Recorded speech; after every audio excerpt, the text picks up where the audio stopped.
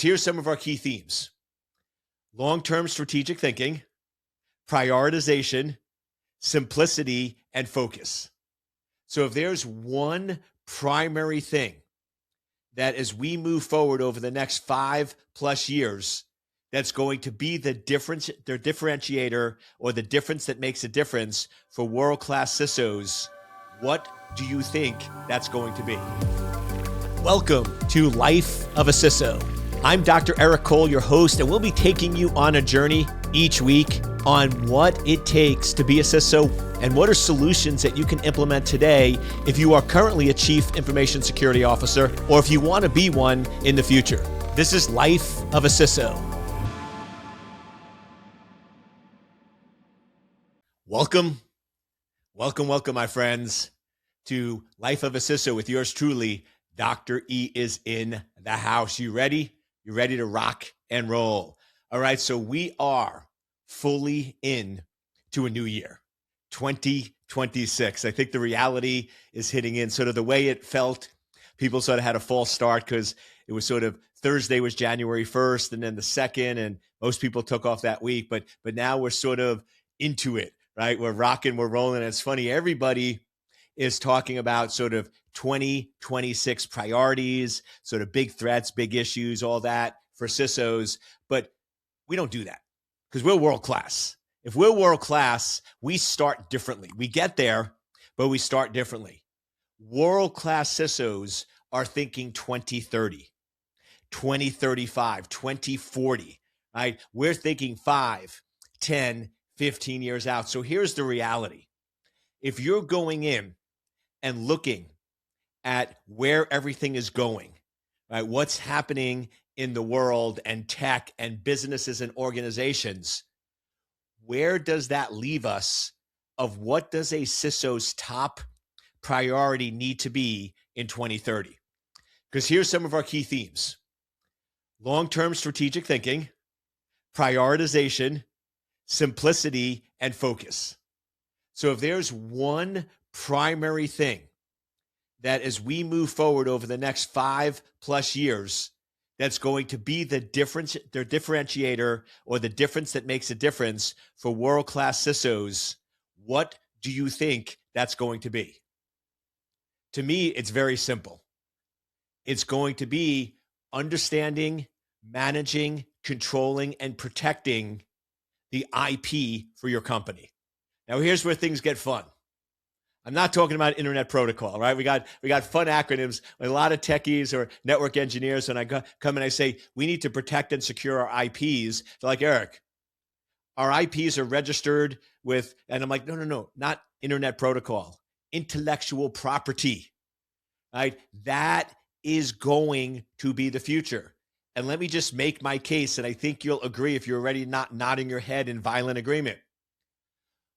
With all of the tech that's out there, with artificial intelligence being able to mimic, create content, create information, a lot of industries are going to be very, very commoditized. There's going to be lots of competition because people are going to be able to mimic things very, very quickly. In the past, if there was a company that you wanted to mimic and modify, but you wanted to improve efficiencies, make it better, and reach a different demographic, that could be millions of dollars and many, many years to do that research. Today, asking the right questions with the right properly trained AI model, you could create a business plan with unique differentiators in hours or days. So this idea that all of a sudden, these blue ocean, to me, is really going to be a much different model. There's not going to be blue oceans. What there's going to be are islands of control in the name of intellectual property. To me, patents, trademarks, copyrights, all of those things that can formally protect information.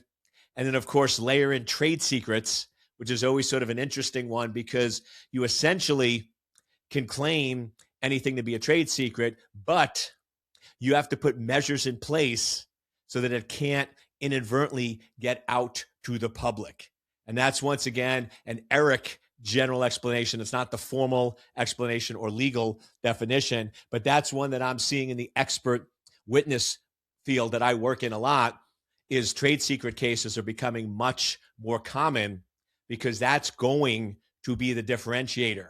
So if we go in and say, okay, we're now asking some different questions.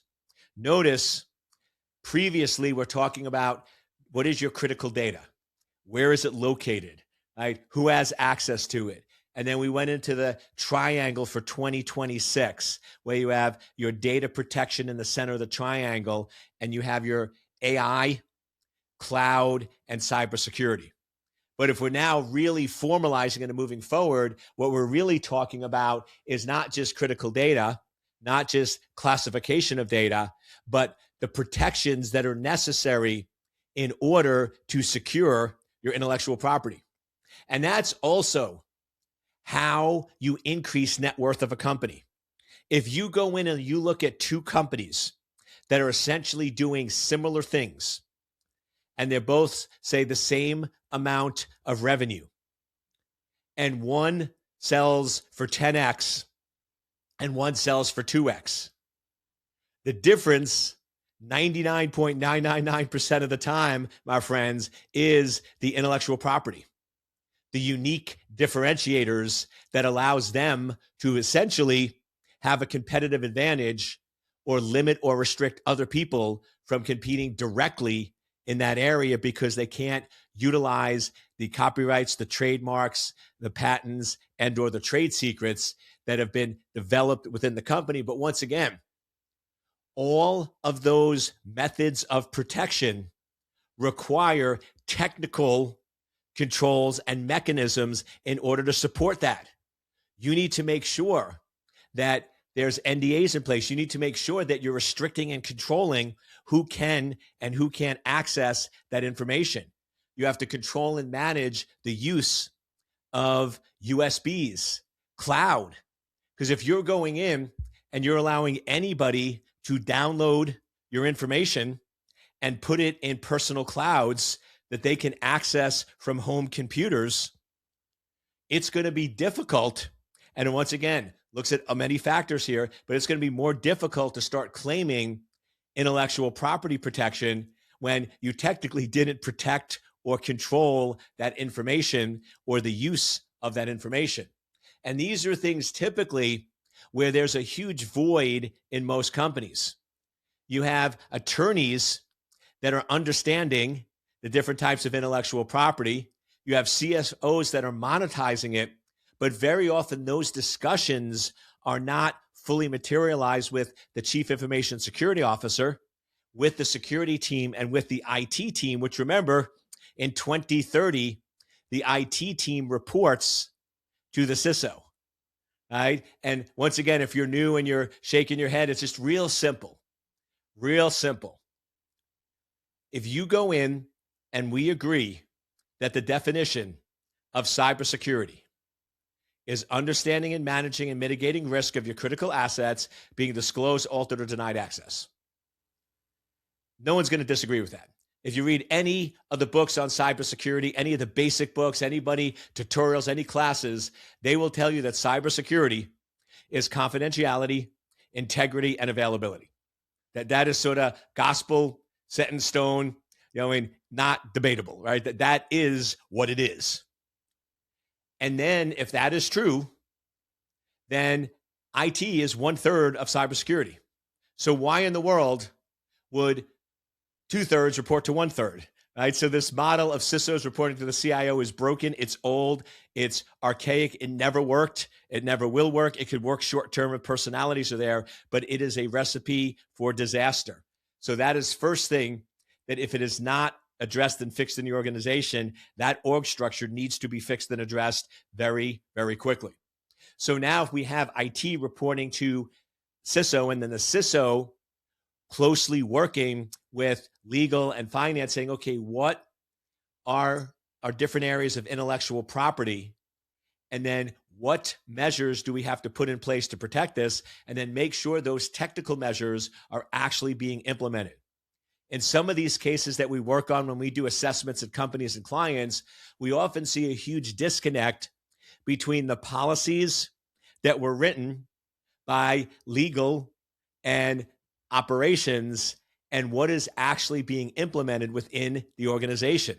That could be very, very problematic depending on all the different circumstances. But if you go in and your policy says you cannot use USB ports on any work computer, and people are using USB ports on work computer, right? That sort of negates that policy because it's not what the policy says, it's what you're allowing, tolerating, and accepting within that organization.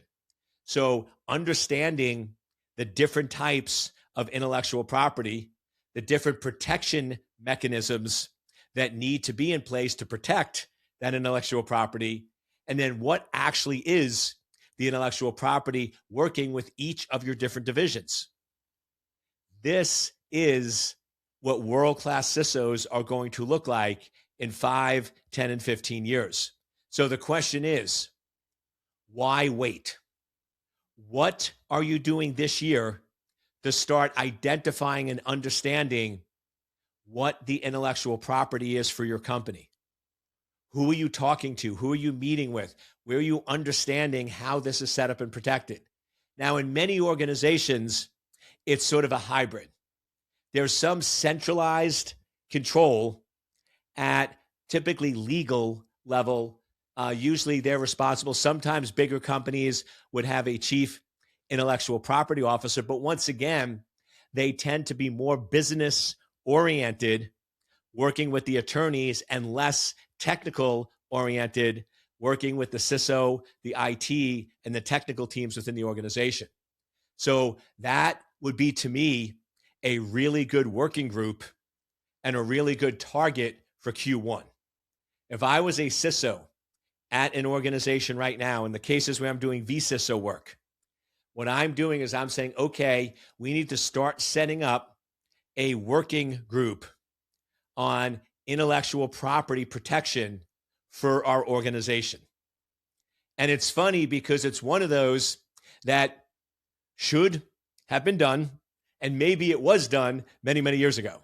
And I'll often, in the cases where I'm either advising, coaching, or directly supporting as a vCISO, I'm always getting this pushback going, oh, Eric, this is done. We know this. It's all, this is not a good use of time. Easy. Great. Can you go in and give me a list of all of our different types of intellectual property, the monetary value it has to the organization, where it is located, and the measures that are used to protect and support the claim of that intellectual property? And you sort of get the deer in the headlights or the crickets, because if it exists for your organization, awesome. Awesome. I'm giving you a virtual fist pump, virtual hug, virtual high five, right? Great job there. But for most of our clients, it doesn't, right? So remember, one of our other key phrases, smart people know the right answer. Brilliant people ask the right questions. We need to get around this concept that I saw it fly around the last year or two, which to me is just so dangerous, is this idea that CISOs or security people are the smartest people in the room. I'm not insulting you. I'm not putting you down in any way, shape, or form, but I'll tell you right now, when I go to board meetings and I'm sitting with some of these brilliant folks that have built and sold companies worth millions, or sometimes I'm even sitting with billionaires in these meetings, I can tell you I am proud of the fact that I'm not the smartest person in the room, and I want to learn. And that's why I'm there, because I'll tell you, if you're going in the rooms where you're the smartest person, those are not good rooms. Because here's the reality. You are either drawn down or lifted up based on the people you associate with. So let's just be real direct here for a second. If you're saying you are the smartest person in the room, then let's just be honest. What is that really saying? Everyone in the room is dumber than you. Let's just be fair. If you hang around with dumb people, what's going to happen? You're going to become dumber, right?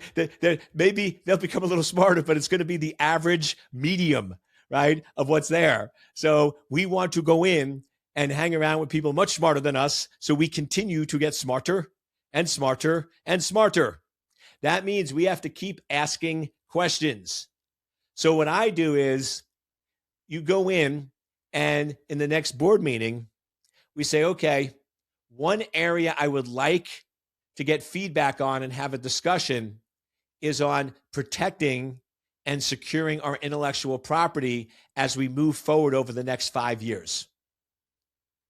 I'll ask the question, do we believe that intellectual property is going to be one of the big differentiators for us to continue to be competitive in the marketplace moving forward over the next 5 years? Notice what I did. I didn't make a statement. I asked a question.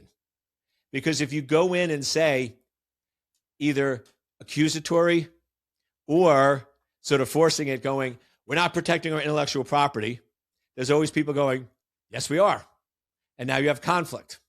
Or you go, we must set up a working group to protect and control our intellectual property. People are like, no, we don't have time for it. So instead, do we all think we're properly protecting our intellectual property and we're very comfortable with where we currently sit? Now, people are much more likely to go, yeah, that's a great question, Eric, because I've been having that same question. I've been wondering the same thing, and I'm sort of curious whether that really is the case or not. And then boom, now all of a sudden you get support because you're asking for input. You're not directing or forcing an issue. And that's the trick behind smart people know the right answers. Brilliant people ask the right questions. And then if you're still not getting the support, what's our other magical trick we pull out? Let data drive decisions, not emotions. Right? People go, oh, Eric, this is a waste of time. Oh, here we go. That's emotions. When emotions come into a conversation, it's an indicator that people do not know, and there's a lack of supporting data. But when you have enough supporting data that everyone can agree, yeah, you can't argue with the data is the data, right? Then all of a sudden, the emotions go away, and you can focus on the areas that really need to be focused on. So just driving that a little deeper, you need to go in for your organization and identify what current trademarks do you have? What current copyrights do you have? What current trade secrets do you have? And what current patents do you have? Now remember, the trick for being world-class is in any area, you basically go in and ask 3 questions. What do we need to keep doing? What do we need to start doing? And what do we need to stop doing? So let's start off. Trademarks. When was the last time we filed a new trademark with our company? 3 days ago. Awesome. So we have a process for identifying new trademarks, filing them, and processing it. What is the average number per month per year? Was this one just an anomaly, or was it something that we're doing on a regular basis? Are there systemized, repeatable processes for doing it? What is the budget that we have yearly for filing trademarks? And that might be one where we just keep doing what we're doing. On the other hand, if we go and say, oh, we haven't filed a trademark in 10 years, that we decided that's no longer a big focus for our business. Great. 10 years ago, that was probably correct. Should we maybe revisit that? Are we saying that we've developed nothing new in the last 10 years that deserves trademark protection? I don't know about you, but that doesn't sound like a tech company. Right? If you're an innovative company that's still in business and dominating in your space, I would be super surprised if you're not creating things on a fairly regular basis that need to be trademarked. Right? Unique differentiator in the marketplace. once again, let's have the data and let's have the discussion of whether this is something we need to revisit or look at. And then we do the same thing with copyright, the same thing with patents, and the same thing with trade secrets. Now, the interesting thing, and this is where you need to work very closely with legal and why you need to set up a working group. Because whether we like it or not, whether we accept it or not, whether we realize it or not, AI is drastically changing the game of IP. People just don't know what to do because the laws were never, ever created thinking about having automated ways to replicate things with modifications that basically skirt the law. You can go in to AI and you can go, I want you to read this book that's currently copyrighted to somebody else, and I want you to create my version of it. My version of it is going to be in my words. I've given you a ton of writing samples of how I write and think and act, so I want it in my words. I want it to have an intro where it starts off with a story. I want it to have at least 7 subheadings with 3 paragraphs and bulleted lists, and I want checklists at the end with a set of 3 questions somebody can ask. And I want it to be for a broader market than that. Go. And it will create it. And where the current laws are in the United States, that is not illegal. That is not violating any laws. And that new piece of work, you technically own the copyright to. That changes everything. I mean, you're talking a whole new game. You also, which is scary and terrifying at a level, but you can go in and look at somebody's patent. You can give the patent to AI and you can say, create a design that operates in a similar manner that accomplishes these objectives that does not violate or infringe that patent. I mean, this now starts creating a whole new area, right, of law and intellectual property and protection and mechanisms nobody ever thought of, and nobody is having these discussions. However, it is happening. It is being done. Competitors, new startups are all utilizing these tools in this manner. So we better go in and start figuring out, okay, how can we go in and protect against this? Now, here's the trick. It's a two-edged sword. Just like AI is being used by attackers to break in and cause devastating compromise, if we use AI from a detection standpoint to be able to detect the lateral movement between all the different systems and servers and create an anomalistic profile against it, we can actually stay one step ahead.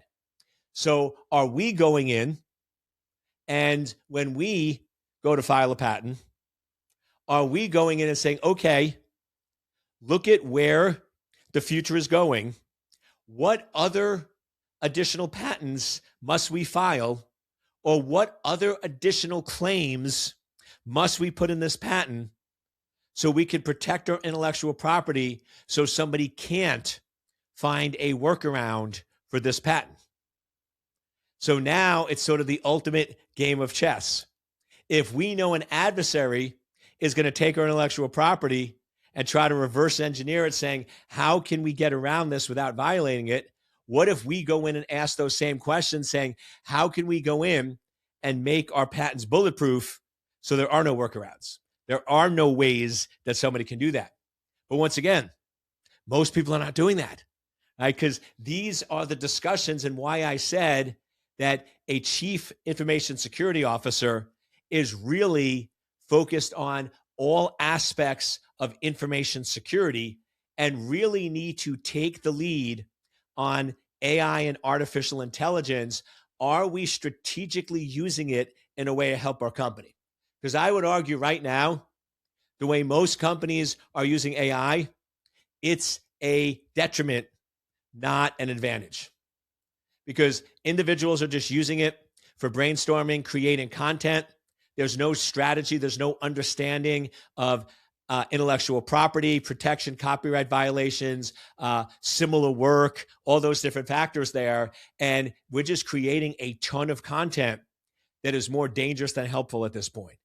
And we're not understanding where our information is going. We're leaking out information to other models. Other people are getting access to it. We're using AI models that have been poisoned by adversaries to give false information, or AI models that have potentially hallucinated, that are actually making up information that's not actually true. And none of these different issues are being addressed. But to me, if we can go in and find a common theme, a common approach, and a priority that everything aligns against, all of a sudden it becomes easier.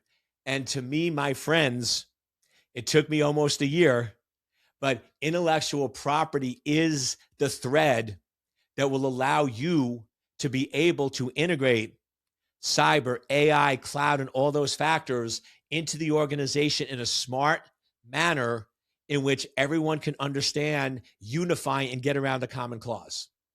Because if you go in right now and you're like, can't use AI, there's no common cause. Everybody wants to do this, everyone wants to do that. In most organizations, it's much more chaos than cooperation. Everyone is fighting and working against each other, as opposed to going and saying, how can we work as a unified company in order to be able to drive revenue, drive profit, drive satisfaction of our workforce, be a fun, exciting place to work, and then go in and have a unified cause behind it. And to me, intellectual property is that. So start going in and start working on, okay, let's start real simple. What are the key types of intellectual property for our organization? Most companies, it's going to be four: your trademarks, your copyrights, your patents, and your trade secrets. Those are going to be your four main categories of intellectual property. So start there. Do we agree that all four of these are important? Some companies might come back and go, well, no, we're not really focused. I know some consulting firms and other companies, they don't do patents. So, okay, we won't do patents, but wouldn't you say there has to be some, probably trademarks at a minimum, and probably some copyrights, and I would say definitely some trade secrets, right? Because if you're a consultant or doing services or coaching or anything like that, and you're charging a lot of money, and there's other people charging a lot less money, you have trade secrets. You have unique ways of doing things that people find extremely, extremely valuable. Because if that wasn't the case and it was commoditized, your price would be a lot lower. The difference between low price and high price is uniqueness versus commoditization. The more unique something is, the more value you're adding, the higher you can charge. The less unique something is, the less value you providing it has, even if it has value, and the more people can do the exact same thing with similar results is commoditized, and you want to stay away from being commoditized, which is essentially hourly work, and you want to move more towards high value. And the good part is AI is forcing this. AI is replacing commoditized work. Because if something can be done by multiple people in the exact same way, in a repeatable fashion, with the exact same results, without any original thought or modifications, and you could pay hourly for that, AI should be doing that. Humans should not be doing that type of work. Humans need to be doing high value work, things that are unique and different that only that person can do. And that's why I will never be replaced with AI. I'll be augmented, I'll be more powerful, right? But I'll never be replaced because it's high value information. I'll tell you right now, the data I just gave you, because it's new original thought, it's where things are going, it's based on research and analysis. There was no AI that could have created that. There's no AI that could have given you that information that we've just covered on this podcast. So go back and start with intellectual property, ask those questions, get buy-in from the board, and then start saying, okay, what trademarks, what copyrights, what patents, and what trade secrets are most critical to our organization right now? And just try to list 3 or 4. You don't need the comprehensive list. And then go in and say, okay, how well are we protecting each of those areas? And then that's going to show you where more work needs to be done. You might be in a situation where trademarks and copyrights, you're protecting, you're great, you're good, but trade secrets are really weak. So you need to put energy against that. Or maybe, hey, we should probably be going in and filing a few more patents here just to control and protect our intellectual property. But that's the discussion that world-class CISOs are looking at over the next 5+ years, and that's your North Star. If you're looking for a North Star that will guide and direct you to be a world-class CISO and eventually become a COO or a CEO, always go and say, is this aligned with protecting intellectual property? Is this aligned with securing and increasing the value of intellectual property for our organization? And the more you focus on that, the more valuable you'll be. Hope you enjoyed this episode of Life of a CISO, and we'll see you next week, my friends.